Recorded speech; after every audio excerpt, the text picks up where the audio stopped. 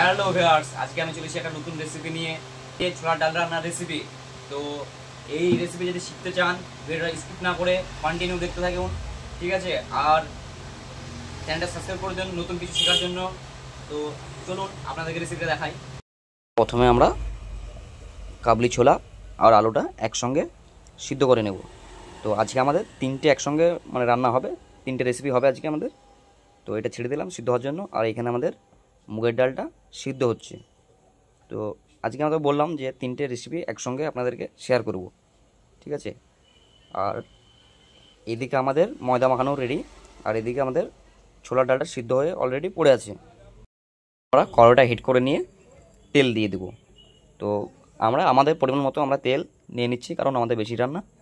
তো আপনারা আপনাদের পরিমাণ মতো কড়াইটিকে হিট করে নিয়ে তেলটা আপনাদের পরিমাণ মতো আপনারা নিয়ে নেবেন। তো তেলটা দেওয়ার পরে একটু নাড়াচাড়া করে নেব তেলটা, ঠিক আছে? তো তেলটা হিট হয়ে যাওয়ার পরে আমাদের তেলটা হিট হয়ে গেল, আমরা শুকনো লঙ্কা, তেজপাতা আর পাঁচফোড়ন দিয়ে দিলাম। তো পাঁচফোড়ন দেওয়ার পরেই আমরা আমাদের পেঁয়াজটা পরিমাণ মতো ইউজ করলাম, পেঁয়াজটা আমরা দিয়ে দিলাম পরিমাণ মতো। তো আপনারা আপনাদের ঠিক পরিমাণ মতোই কাজ করবেন। আমরা কিছুক্ষণ পেঁয়াজটা ভাজা ভাজা করার জন্য ছেড়ে দিলাম। তো আমাদের পেঁয়াজ ভাজা ভাজা হয়ে গেছে। এবার আমরা আদা রসুন বাটা দিয়ে দেবো। তো আমরা আদা রসুন বাটা দিয়ে দিলাম। দিয়ে দেওয়ার পরে ভালো করে নেড়ে নিতে হবে। আর একটা জিনিস খেয়াল রাখতে হবে যে যাতে লেগে না যায়। এখানে একটা থালাতে আমরা জিরে গুঁড়ো, ধনে গুঁড়ো, লঙ্কা গুঁড়ো, হলুদ গুঁড়ো, লবণ আর কসুরি মেথি পাতা, একটু হিং আর মিট মশলা পরিমাণ মতন দিয়ে আমরা দিয়ে দিলাম। তো দেওয়ার পরে ভালো করে আমাকে নেড়ে নিতে হবে। তো কিছুক্ষণ নেড়ে নেওয়ার পর আমরা একটু জল দিয়ে দেবো পরিমাণ মতো। আর আমরা এখানে একটু তেলটা ইউজ করেছি, তো আমি বেশি, তাই আমার জল লাগলো না। তো কিছুক্ষণ নেড়ে নেওয়ার পরে আমরা এখানে একটু সস ইউজ করলাম।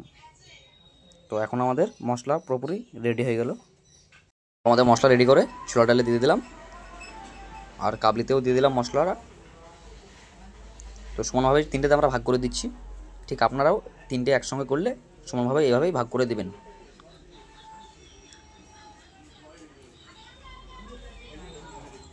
তো এবার আমরা মুগের ডালটাও দিয়ে দিচ্ছি মশলাটা। মুগের ডাল ফুটছে এখন আমাদের। এদিকে কাবলির ছোলাটাও ফুটতে শুরু করছে। তো আমাদের ছোলা ডালের তরকারি পুরোপুরি রেডি। তো আপনারা ঠিক তরকারিটা যখন ফুটে যাবে তখন আপনারা ঘি, গরম মশলা, লবণ, ঝাল দেখে ঠিক নামিয়ে দেবেন একদম। কালারটা কিন্তু খুব সুন্দর এসেছে, আপনারাও এইভাবে করুন, আপনাদেরও কালার খুব সুন্দর আসবে।